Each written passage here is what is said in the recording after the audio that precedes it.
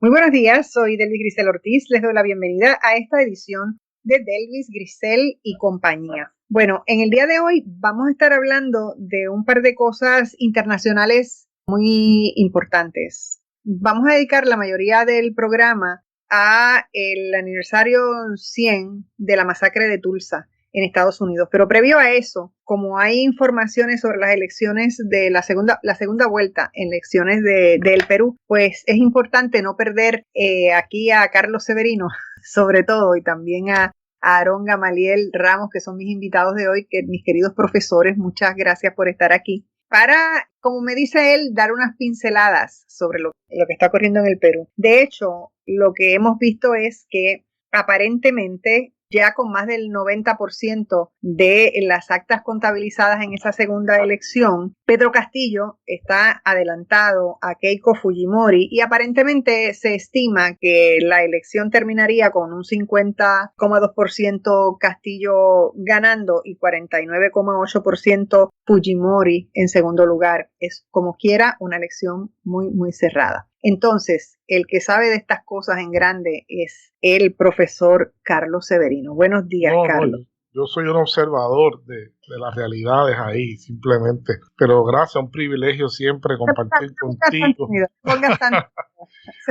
privilegio estar contigo y con la radio audiencia y con el amigo Aarón Gamaliel Ramos, que siempre es una grata compañía en estos foros. Pues sí, yo creo que estaba en la delantera y de momento eso, ¿qué fue? Se repite por tercera ocasión. Esta es la tercera vez que Keiko Fujimori es candidata a la presidencia de la República del Perú y es la tercera ocasión en la cual ella enfrenta el mismo escenario, que tanto los sondeos de boca de urna como algunos primeros resultados la van favoreciendo. Luego pues va perdiendo la ventaja hasta que pierde. Esta es la tercera ocasión que parece que va a suceder exactamente lo mismo. Al momento que este programa va al aire, ¿verdad? Que estamos en el aire, pues obviamente ya debe haber más claridad con respecto a eso. Pero eso se debe fundamentalmente a que, primero, que los sondeos de urna favorecen por mucho las áreas urbanas. Se hacen en áreas urbanas, no se hacen en áreas rurales. Y segundo, que en el caso del Perú, que es un país gigantesco, hay grandes zonas rurales alejadas del área de Lima, el Callao,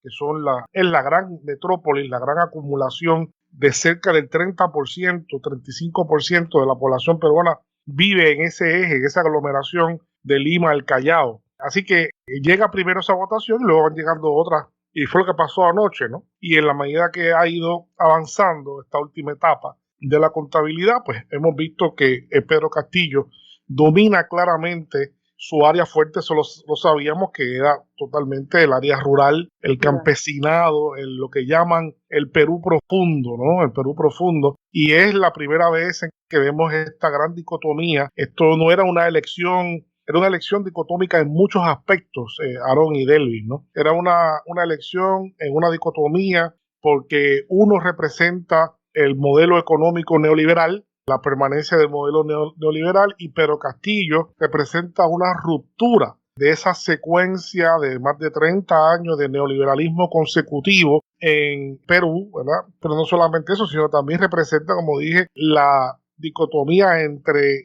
Lima, la urbanidad limeña, las clases sociales dominantes, las oligarquías limeñas, versus el resto del país campesinado, ciudades medias, ciudades pequeñas, que precisamente en este año donde se cumplen los 200 años de la República Peruana, pues todavía sigue exacerbado esa diferencia grande entre esa urbanidad concentrada en Lima y el resto del país, que es extremadamente mucho menos favorecido por los beneficios económicos de los últimos 30 años, donde hay mucho mayor pobreza, donde hay mucho mayor racismo, ¿verdad? Un racismo estructural en contra de los pueblos mayormente indígenas en toda esa área. Así que representaba mucho esta elección, una elección muy interesante. Debo decir que hubo también mucha encrispación internacional y tanto nacional, pues porque obviamente toda la derecha que ha estado en el poder en estos 30 años, los sectores más fuertes de la economía, pues trataron de demonizar la candidatura de Pedro Castillo, un hombre humilde, un hombre de campo, marxista, comunista abiertamente, que renunció también interesante que renunció a toda forma. No hay Big Data, aquí no hay elección de Big Data, aquí no hay elección de Twitter, aquí no hay Facebook. Demostró que en el siglo XXI se puede hacer una campaña sin nada de eso, de la tecnocracia, ¿verdad? Y posicionarse como primer candidato y favorecido ampliamente por las masas. Así que en gran medida Pedro Castillo desborona muchos mitos que se han ido instalando en el siglo XXI sobre los procesos electorales, y es sin duda alguna una reafirmación democrática importante en el Perú, y eso nos alegra. Esperemos que los sectores que quedan ahora fuera del poder respeten la voluntad popular, porque eso es un riesgo, obviamente, pero un país que hace 20 años estaba todavía en una insurgencia armada, donde las izquierdas la única opción que tenían era, o que veían, era la lucha armada, a un marxista ahora que ve toda la posibilidad de sostenerse en el poder a través de las urnas y respetando la voluntad popular. Así que eso implica mucho, ¿no? No me quiero extender mucho con esas pinceladas, pues dejo también que Aarón traiga, obviamente, también sus pareceres importantes sobre este proceso que está, como diría Walter, aquel famoso analista de Telesur, está en pleno desarrollo. Sí, definitivo. Y que claro, si es en un estrecho margen, como quiera, representa tensiones, porque tú no sabes que con un estrecho margen, si alguien decide impugnar la elección por el estrecho margen, si se va a respetar, si es de un país que también, no tan solo lo que pasó muchos años antes, en los últimos años, han tenido ¿cuántos presidentes? O sea, es una cosa, 5 presidentes en 4 años. O sea, Aarón. Bueno, yo no soy especialista en Perú, pero sí quiero decir, aprovechando el caso del Perú y lo que ha dicho Carlos, que el avance tan agresivo del neoliberalismo, ¿verdad? Que no es otra cosa que el avance de esta clase empresarial a nivel mundial, tratando de transformar los países con mucha agresividad, incluyendo a Puerto Rico, ¿verdad? Y también México. Lo que ha provocado es unas divisiones profundas en los países. Nuestro país es un país sumamente dividido, uno diría que partido por la mitad. Lo que es la verdad para uno no es la verdad para el otro sector. Lo vemos en Perú y lo hemos visto en esta elección sobre todo. Y también en México, que también ha tenido una elección, no a nivel presidencial, pero sí una elección importante donde la legislatura mexicana pues cambia considerablemente. Ya Morena, el partido del presidente actual, López Obrador, no tiene la fuerza que tuvo hace unos años. Y bueno, hay que ver qué va a pasar en el Perú, hay que ver qué va a pasar en México, hay que ver qué va a pasar en los países de Centroamérica, y estaremos conversando sobre ello, viendo sobre todo cómo, repito, están partidos por la mitad casi todos los países del continente. Sí, eso es el problema más serio, esa profunda división. Muy división. Sí, y muchas cosas ya ustedes saben que tienen, una cosa es la percepción y otra cosa es la realidad. Y Carlos mencionaba ahorita que Castillo había demostrado con el no uso de redes sociales ni de ningún tipo de cosas, pero la realidad es que esa es la orden del día y que gracias a eso hay tanta desinformación y que abona tanto a que una buena parte de la población tenga una percepción equivocada de la realidad. Y eso hace un daño tremendo en cualquier país que esté enfrentando unas elecciones. Por lo tanto, eso es lo que hace más grande, diría yo, desde mi punto de vista, lo que ha hecho Castillo. Porque al salirse absolutamente de todo lo que sean redes sociales, internet y todo lo demás, y quedarse con su propia figura, con su palabra, con su visita, con lo que sea que hizo su campaña, pues está sentando una base, está sentando un precedente, está encaminando la cosa por otro rumbo y está diciendo, no, si es que eso no nos hace falta, lo que nos hace falta es estar en el cara a cara, lo que nos hace falta es conversar y mirarnos y decidir qué es lo que queremos para el futuro. Así que esa respuesta, pues ya veremos cómo va toda la cosa a la hora de armar el gobierno. Pero sí. Déjame decir algo también sobre Keiko Fujimori. Es la hija de una persona que dirigió a Perú, cometió innumerables asesinatos directa e indirectamente, que fue juzgado y se encuentra actualmente en prisión. Sí, tenemos un caso parecido al que hemos visto antes en otros lugares, ¿verdad? De dictadores, de personas que han destruido las vidas de tanta gente desde el poder y que todavía mantienen un apoyo, vamos a decir, significativo, porque la mitad de la población que respalda, la mitad del Perú respalda, o casi la mitad, a Keiko Fujimori, lo cual dice que todavía este tipo de personaje, ¿verdad?, autoritario, capaz de asesinar por sus creencias, por mantenerse en el poder, todavía la gente, un segmento importante de la población, vea que tiene la posibilidad de volver a dirigir todo un país. Sí, cuando hasta el apellido debería estar vetado allí. O sea, que la gente no escucharan Fujimori y es como decir, olvídalo, Lucifer. Correcto. Carlos.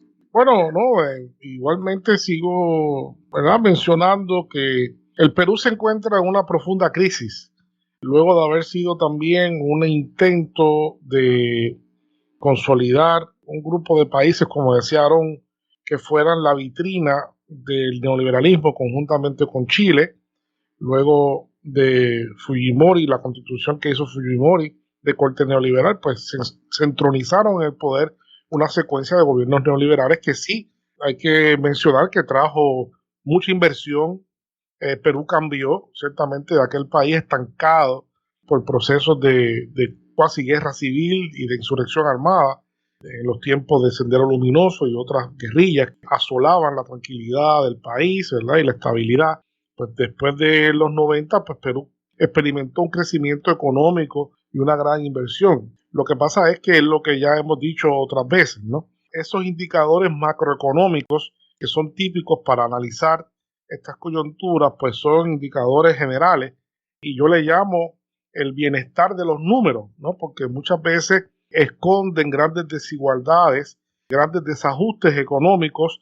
Entonces sí se ven unos números magníficos que muchos economistas los destacan, pero cuando uno ve, pues no se analiza la desigualdad, cómo va aumentando y cómo la riqueza se acumula cada vez en menos sectores sociales y en menos territorios versus la ampliación de la pobreza extrema y de la pobreza en el país, al mismo tiempo que se da ese proceso de buenos números, ¿no? Por eso yo le llamo los números, el bienestar de los números, porque el objetivo no es que los números estén bien, el objetivo del crecimiento económico o del desarrollo económico es que la gente esté bien, ¿no? ¿De qué vale que los números estén bien si la gente no está bien, ¿no? Así que ese es el gran problema del neoliberalismo, ¿verdad? Que esconde todas esas desigualdades, todos esos desequilibrios sociales, de salud. Y Perú, pues entonces vive esa gran crisis económica, ¿verdad? Producto de la crisis sanitaria. Perú ha sido fuertemente golpeado por el coronavirus y eso ha desatado la crisis económica también, o la ha incrementado, o la ha hecho menos disimulable, vamos a decir. Y además, eso ha llevado ciertamente, no puede sorprendernos, a una crisis política que fue la que ya tú mencionaste. La falta de estabilidad política ha llevado a que 5 personas hayan ocupado la presidencia en los últimos 2 años, 3 años, los 4 años, lo cual denota una gran desestabilización política del país, una falta de credibilidad grande de ese sector. Así que el país ahora mismo luce dividido, aunque para muchos observadores, ¿verdad?, y observadoras, puedo decir que esperaban que Castillo ganara por mucho más de lo que ha ganado. Esperaban que la votación fuera 60-40. Eso es lo que mucha gente decía, que era lo que se veía en la calle, esa era la expectativa. Sin embargo, hubo una campaña, como ya mencioné anteriormente, muy fuerte de demonizar la figura de Castillo, vinculándolo a Venezuela, vinculándolo al chavismo, que iba a traer una venezolanización de Perú, algo así decían, ¿no? Entonces, pero todo lo que está pasando en América del Sur en los distintos sitios. Interesantísimo, pero para cerrar este aspecto, es muy injusto ese tipo de vinculación, porque de hecho lo que se puede esperar que el modelo de Castillo sea más parecido al de Evo Morales que al de Venezuela, ¿no? En una medida. Tengo que pausar, Carlos. Adelante. Regresamos en breve, no se vaya nadie. Estamos de regreso en Delvis Grisel y compañía. Bueno, el caso es, Carlos, que tendremos que mucho más que hablar Sí, definitivamente. sobre Perú, porque obviamente en los próximos días, cuando ya todo esté muy claro, bueno, cuando lo escuchemos posiblemente ya esté todo resuelto, pero hay mucho más que hablar sobre el caso del Perú y sobre lo que siga ocurriendo en el resto de América del Sur, que hay mucho que contar y mucha historia que mirar para el futuro. Pero bueno, mirando al pasado un momento, porque acaba de ocurrir el aniversario número 100 de la masacre de Tulsa, nos parece importante este hecho histórico que es algo en Estados Unidos, yo creo que es una de las de los eventos históricos más lamentables y que más debe avergonzar esa nación. Y que se ha mantenido así detrás de las bambalinas sin que supuestamente haga mucho ruido, pero está ahí. Y ahora yo creo que en este momento histórico en el que tantas cosas se revelan y en el que hay una mayor voluntad de que nada quede encerrado, de que nada quede detrás de la puerta.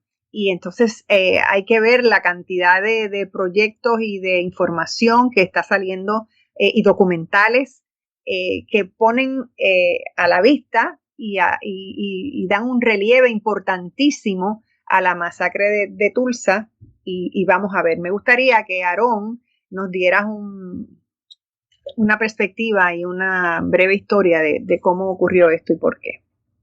Bueno, Delvis, antes que todo, siempre que hablo de Estados Unidos y particularmente sobre el tema de los conflictos étnicos raciales, siempre les recuerdo al público, en este caso al público radial, pero también cuando hay la oportunidad de hablar sobre esto en conferencias, de que Estados Unidos, a diferencia de otros países que fueron abandonando la esclavitud para trasladarse a un sistema económico igualmente capitalista, pero con trabajo libre, ¿verdad? Esa transición que iniciaron los ingleses y que después se fue extendiendo por todos los países donde había esclavitud, ¿verdad? Una post-esclavitud.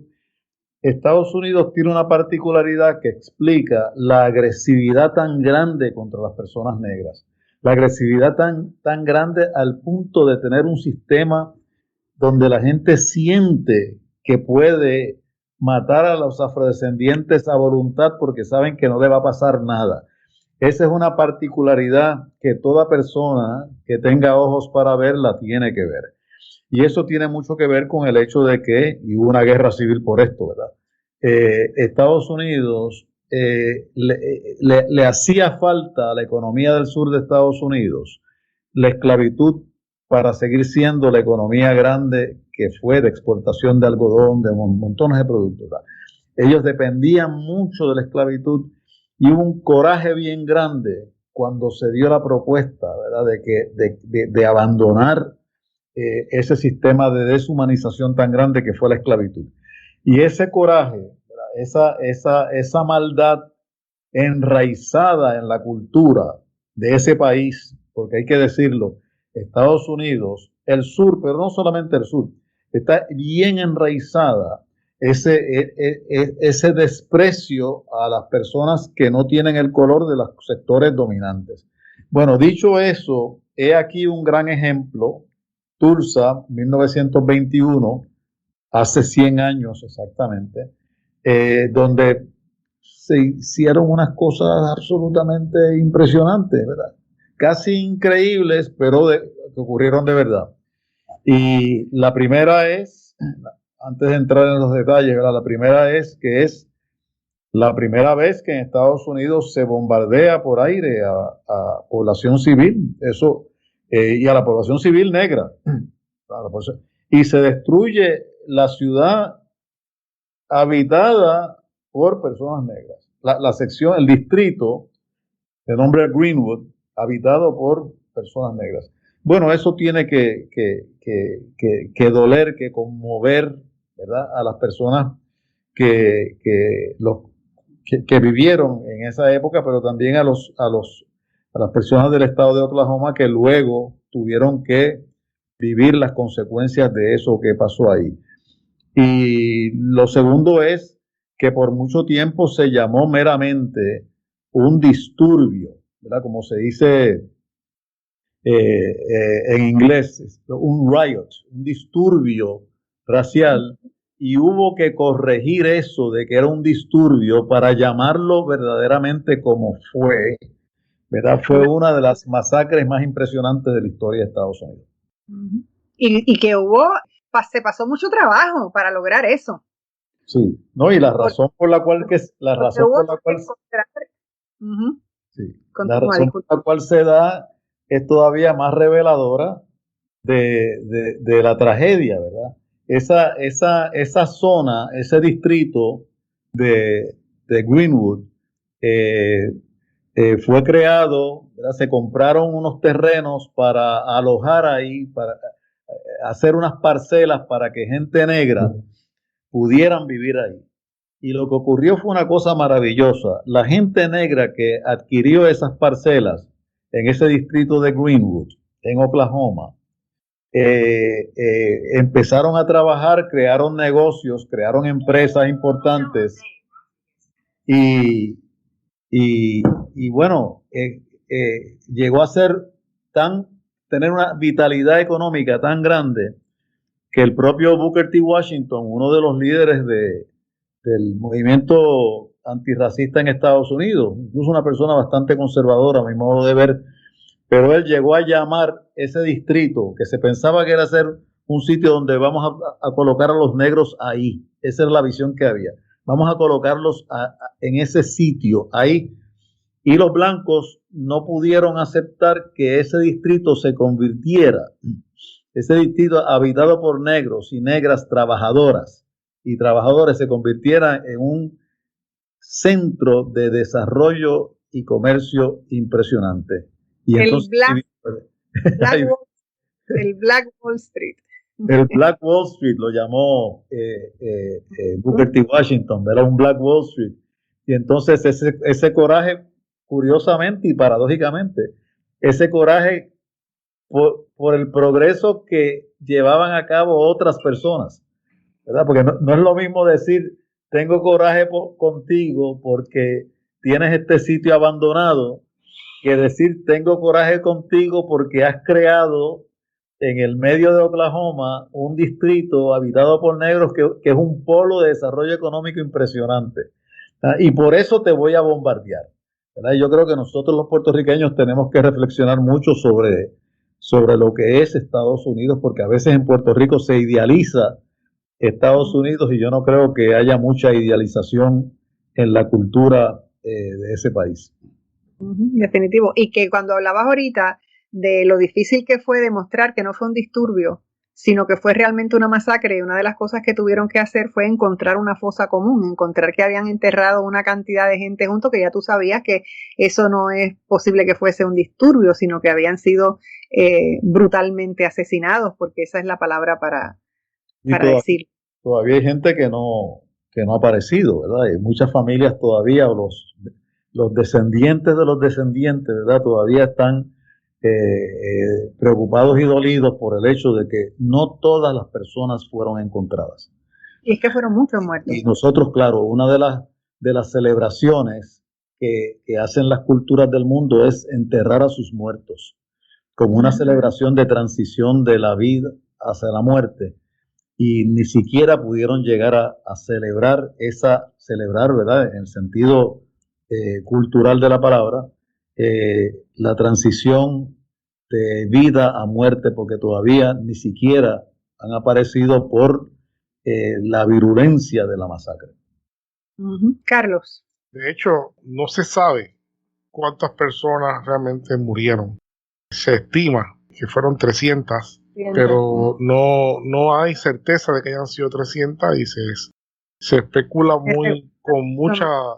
con base adecuada para poder especular que fue más personas que murieron. Y no solamente murieron más, sino que también ha aflorado que no se encuentran una parte de las personas que murieron porque hubo fosas comunes enterraron a las personas en fosas comunes y nadie ha dicho dónde están. Y como muy bien señalaron, eso pues abona al dolor, ¿verdad?, de toda una comunidad, no solo por las pérdidas materiales, sino por la tragedia de no saber ni siquiera dónde están las personas que murieron, sus padres, tíos, hermanos, ¿verdad?, hijos. Posiblemente este sea... comunes, pero que no se han encontrado todas las fosas comunes, pero sí se han encontrado fosas comunes. Se han encontrado, sí, no todas, correcto. Posiblemente esto no solo prudente llamarle una masacre, como evidentemente lo fue, sino ha sido uno de los actos de terror más grande que se haya cometido, si no el más grande, contra población alguna en los Estados Unidos, en la historia y posiblemente en el mundo. Una cosa totalmente atroz lo que ocurrió allí, que demuestra todo el odio como fuerza motriz para hacer o protagonizar un atentado de esa magnitud. O sea, allí hubo se sabe, por lo menos contabilizado, más de 1,000 personas heridas. Perdieron sus casas, 10,000 personas quedaron sin hogar, 10,000 personas, más de 35 manzanas, 40 manzanas, se dice, todos los negocios. De hecho, los propios estudios socioeconómicos que se han hecho recientemente, en las últimas décadas, demuestran que esa población de Greenwood, de toda esa área, jamás se recuperó y quedaron totalmente rezagadas en la pobreza, después de haber estado en un nivel socioeconómico muy alto debido a su esfuerzo y a su trabajo propio. Pero es que imagínate la depresión o sea, es una cosa que tú sabes lo que es que tú estés así tranquilamente después de tener tanto éxito y de momento como si te hubiese atacado alguien del exterior. Viciosamente, bueno, es que no hay palabras, es barbarie, eso fue barbarie. Tengo que pausar, regresamos en breve. Estamos de regreso en Delvis Grisel y compañía. Carlos, decíamos que sencillamente lo que ocurrió allí fue bárbaro. Ese hecho de incriminar al joven Dick Rowland como que quiso abusar sexualmente de la joven Sarah Page, ¿verdad?, siempre ha quedado disfrazado del manto de que no se sabe realmente qué fue lo que pasó. De hecho, lo más que se conoce es una entrevista del día 11 de junio de 1921, después que pasan los sucesos de la propia Sarah Page, en un periódico muy popular de la época que se llama Appeal to Reason. Y ella dice textualmente, y cito de aquí del periódico: cuando me agarró del brazo, yo grité y él se fue enseguida. Eso es una frase textual de ella. Así que estamos viendo que obviamente aquí lo que hubo fue una tergiversación de los hechos, como muchas veces sucedía, ¿verdad?, porque había una narrativa de que los negros, particularmente los varones, eran todos unos salvajes, violadores, ¿verdad? Y entonces sobre ese manto se esconde realmente toda una gran envidia hacia una comunidad floreciente y un odio que se manifestó de la forma en cómo se manifestó, ¿verdad? No, y que esto ocurre en un ascensor y que aparentemente lo que ha ocurrido es que el ascensor falló. Cuando él va a entrar al ascensor, hubo esa diferencia en el piso del ascensor y el piso donde él estaba parado, y obviamente cuando el ascensor abre y él va a entrar al ascensor, ahí él se va de boca y cae sobre ella, pero obviamente que salió corriendo, si sabía lo que le iba a esperar y no estaba en sus intenciones. Era un hombre completamente joven y lo que era un limpiabotas. O sea, vale la pena también mencionar aquí y citar de esa misma época una controversia política que surge poco después de este incidente. Y el presidente en ese momento de los Estados Unidos, Warren Harding, dijo ese año en Birmingham, Alabama, que los negros deben obtener una ciudadanía completa en los Estados Unidos. Él afirmó que la población afrodescendiente, afroamericana, tuviese una ciudadanía verdaderamente completa, a lo cual un senador por Mississippi le contesta lo siguiente, que es bien interesante para que las personas, la audiencia que nos está escuchando, pueda entender el contexto y la mentalidad que prevalecía y que yo creo que todavía prevalece en alguna medida en los Estados Unidos. Byron Pat Harrison dice, protesta ante lo que dice el presidente, le riposta al presidente y le dice, si aceptamos la teoría del presidente, esa de que le demos ciudadanía completa a los negros, tendríamos que aceptar la posibilidad de que un día en este país pueda tener un presidente negro. Eso es lo que dice, cosa que demuestra ese rencor, ¿verdad? Y fue una frase, fue una premonición, ¿verdad?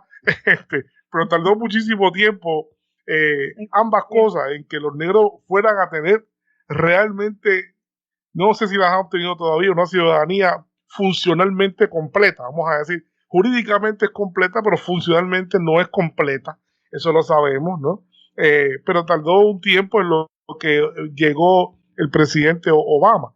Pero así vemos cuál es el grado de hostilidad, ¿no? El grado de hostilidad que prevalece en esas visiones tan anticuadas, pero a la misma vez bien entrelazadas en la cultura de los Estados Unidos, de ese racismo tan horrible, ¿no? Que como ya explicó Aarón, visceral, como ya explicó Aarón, sí, feroz, peligroso, muy detestable, y que tanta y sobre todo primitivo. Y primitivo totalmente. Totalmente primitivo. Bueno, todo racismo es primitivo, pero este es particularmente primitivo, vamos a decir. Así mismo es. Yo comentando, siguiendo la línea de Carlos, ¿verdad? Y saliendo un poquito de la masacre como tal, pero de la cultura del racismo en Estados Unidos. Porque es una cultura, no son actos individuales, hay una cultura del racismo compartida por mucha gente. En la historia de la música, me estoy yendo un poquito fuera, pero creo que es importante decirlo, en Estados Unidos se ha estudiado mucho el hecho de que muchos de los grandes músicos americanos, sobre todo del jazz, han sido negros, han sido afrodescendientes. Y Eubie Blake, uno de los pianistas más conocidos en Estados Unidos, además porque es un pianista que duró 100 años, ¿verdad? Que eso dice mucho, ¿verdad? Sí, eso es un logro en cualquier liga. Sí. Pues Blake, yo lo escuché en una ocasión en una entrevista grabada decir que cuando él iba a tocar en un nightclub, en algún sitio, porque él se dedicaba a eso, y él tocaba el piano y había una mujer negra cantando, que le decía, el dueño del nightclub le decía, y recuerda que no puedes tener escenas de amor con la persona, la mujer negra que canta. Así que ella no se podía acercar a él en una canción de amor, no se podía acercar a él o él mirarla a ella, porque al blanco no le gustaba. Qué barbaridad tan grande. Al blanco no le gustaba ver escenas de amor entre los negros, porque se suponía que los negros, como acaba de decir Carlos, su sexualidad no podía ser amorosa en la mente del blanco, sino que era siempre la figura del violador, del que tenía una visión sexual de la vida bien lejana de lo que es el acto de amar.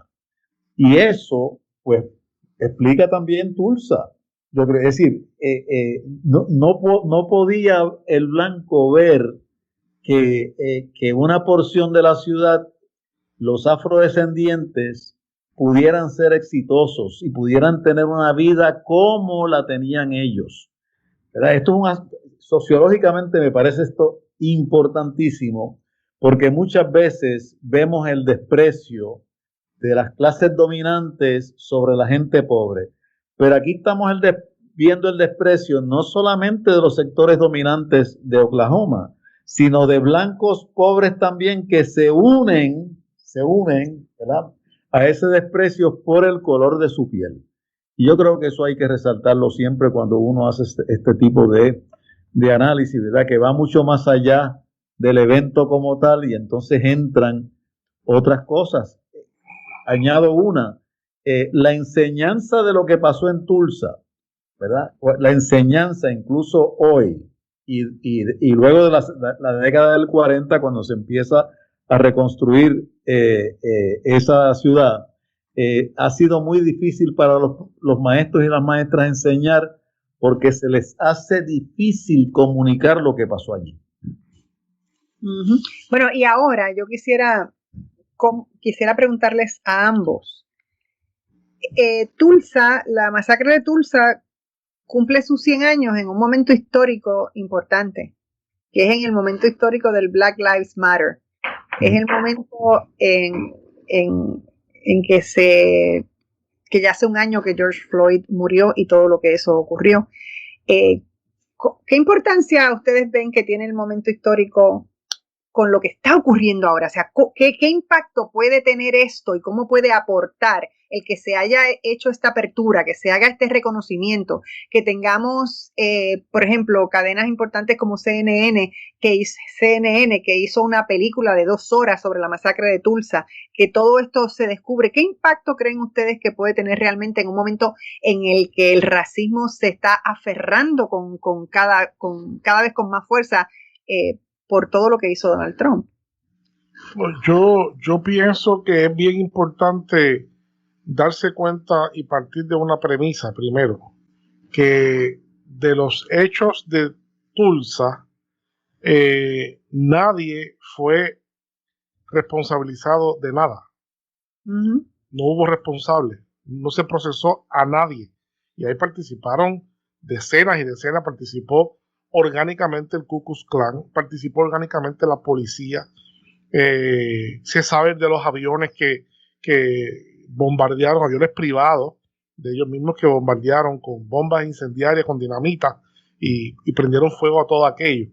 Nadie fue. Y todavía hay sobrevivientes. Y todavía hay sobrevivientes, sí. Hay una comisión que se constituyó en los 90 y tantos, acabando los 90, pero tampoco no ha fluido un centavo como resarcimiento a las personas que sufrieron de estas pérdidas. Nosotros vemos como por ahí, con cualquier cosa, otras poblaciones blancas pues piden que puede que se les reponga, ¿verdad? Cuando sufren alguna pérdida. A esta población nunca se les repuso nada, todavía están pendientes ¿verdad? Entonces es muy interesante ver que 100 años después hay que tener mucho cuidado. Vemos que hay mucho interés comercial, ¿verdad? CNN, como tú dices, ¿no? Por aquí se sabe que hay un momentum importante que puede producir mucha sintonía, puede producir rating, pero sin embargo eso no se traduce en acciones concretas como ahora mismo que el presidente haya ido y Kamala, pero no hacen una orden ejecutiva para ordenar que haya un proceso de indemnización a estas personas, ¿verdad? Que es lo que habría que hacer, y pedirle perdón por lo que sucedió a nombre del Estado. Yo creo que Tulsa merecería pedir un perdón. Eso también está presente en el documental. Sí. Exacto, sí, pero no se ha hecho, ¿no? Y se hace algún arreglo. Sin embargo, vemos que el presidente de Estados Unidos reconoce el genocidio.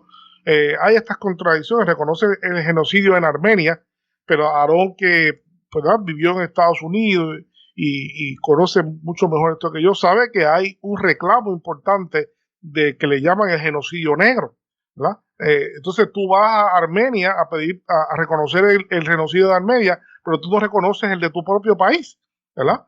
Entonces eso son contradicciones muy grandes a 100 años de Tulsa, y vemos como aún ante la convicción de un policía que asesinó cruelmente, terriblemente, de forma primitiva, para usar el mismo adjetivo que usamos ahorita, pues no vemos que todavía se cuaja la cosa por el camino real de querer hacer realmente una reconciliación real de los Estados Unidos, de hacer una redención sociológica, antropológica que el país necesita para que todo el mundo se sienta que vamos a comenzar un nuevo capítulo en los Estados Unidos, donde verdaderamente queremos una sociedad en paz y que nadie se sienta amenazado por el odio que pueda tener el otro hacia mí o viceversa.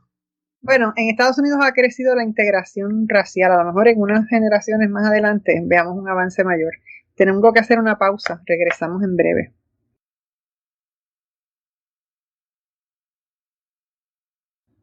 Estamos de regreso en Delvis Grisel y compañía. Yo, el comentario que hice anteriormente es porque ya tú sabes que hubo un tiempo en el que era inimaginable que un hombre se casara con un hombre negro con una mujer blanca o viceversa. Eso era prohibido casi. Era prohibido, desde luego, era prohibido y tenemos, y las historias son incontables. Pero yo me pregunto si lo que está ocurriendo ahora, porque ahora tenemos generaciones en las que esa integración se ve con mucha tranquilidad, sin ningún problema, y a lo mejor eso puede ser un factor que contribuya de alguna manera a que próximas generaciones vean un poco más de naturalidad y empiecen a considerar que las personas de raza negra son seres humanos, porque es que el problema es que yo creo que ni piensan que los negros son seres humanos. Cuando tú ves que un grupo de personas puede llegar a masacrar una ciudad completa solo por su color de piel, tú tienes que darte cuenta que no piensan que son seres humanos, que no tienen ningún respeto a la vida. Yo creo que también, bueno, esa transformación, pues no sé. Aparte del color de piel, también estaba el asunto de la prosperidad de él también. Es un asunto bien, es una o sea, y te lo digo porque déjame decirte una breve anécdota. Pero un momentito, yo estoy de acuerdo contigo. Lo que pasa es que le molesta la prosperidad porque es la prosperidad de negros. ¿Te fijas? Y como yo no considero que los negros son seres humanos, pues porque lo voy a querer que sean prósperos, para que sean iguales a mí, como yo voy a querer que sean. Esa es la problemática que yo veo ahí, que es tan profunda, tan intrínseca. Sí. Y lo curioso es que cuando se habla de negro, nosotros que somos afrodescendientes, tenemos que mirar la negritud con mucha alegría porque ese es el continente donde nació la humanidad. Es decir, todos los estudios arqueológicos muestran, sin lugar a dudas, de que los primeros seres humanos en el planeta Tierra nacieron y se desarrollaron antes de partir a poblar el resto del mundo en una zona cercana a lo que hoy conocemos como el país de Kenia.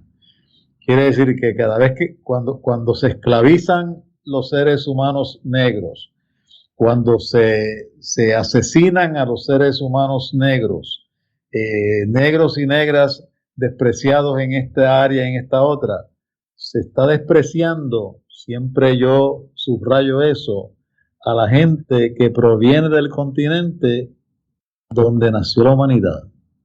Donde nació la humanidad. Correcto. Carlos, tú tenías una anécdota. Y yo yo eso lo aprendí como experiencia. Yo pues, viví y estudié muchos años en Alemania y yo recuerdo, porque lo constaté empíricamente muchas veces, que como de inicio, cuando tenía que enfrentarme a una situación, tenía una manera de comportarse. Por ejemplo, tuve una vez un policía que me detuvo, pues porque me venía medio distraído, iba con prisa a buscar a un puertorriqueño que me iba a visitar y me pasé un pare y me recuerdo que un policía me detiene, ¿verdad? Y entonces pues el policía llega y me ve y si me da palabras ya comienza a decir, no, porque ustedes los mozambicanos y los angolanos, ustedes no tienen que saber que aquí hay leyes de tránsito y ese tipo de cosas, y comienza dando un discurso. Y yo me quedo callado, ¿verdad? Me quedo callado. No voy a hacer el cuento muy largo, pero el fin es que yo sabía, ¿verdad? Y no quiero hacer una apología al pasaporte de Estados Unidos ni nada de eso, sino que es la realidad. Cuando yo sabía que cuando él viera el pasaporte americano algo iba a pasar. Y cuando en efecto llegó el momento que yo no le presento otra identificación que el pasaporte americano, yo quería hacer ese contraste sociológico, pues vi que el policía bajó la cabeza porque sabe que me había tratado de insultar y de decir cosas, y me dice, es que a mí me encanta América, me dice, a mí me encanta América. Yo estoy loco por ir a Walt Disney con mi hija. Aquí hay un libro que les puedo recomendar.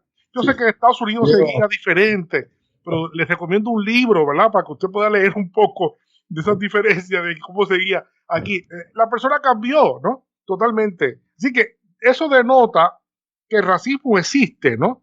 Pero el racismo también tiene un componente de rechazo hacia la pobreza, ¿verdad?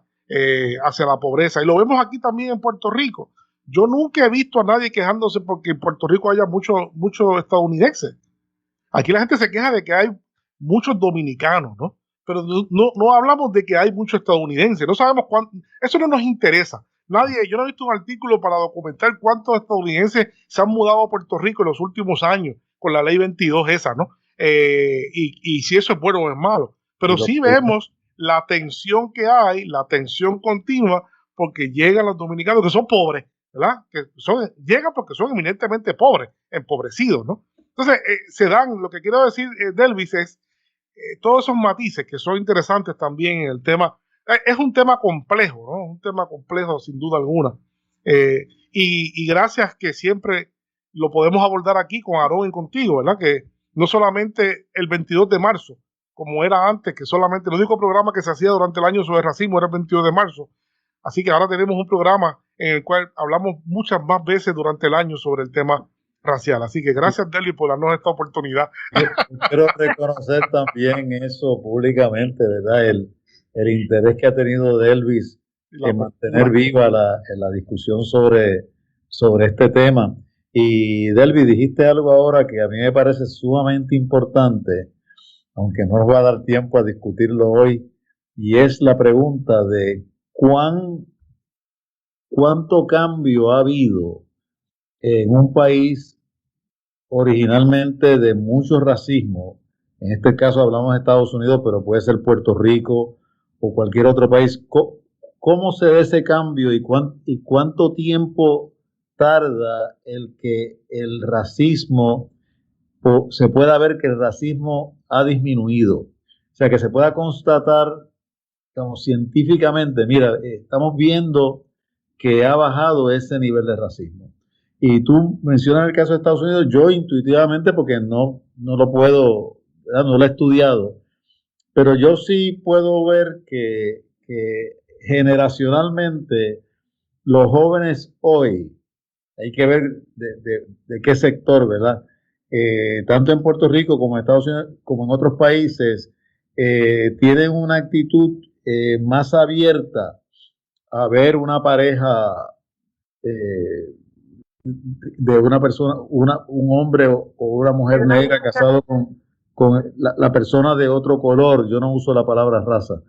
La persona de otro color. Y trayéndola a Puerto Rico, cuando yo enseñaba en la Universidad de Puerto Rico y hablaba esto con mis estudiantes, me daba cuenta que cada generación nueva era más tolerante, ¿verdad?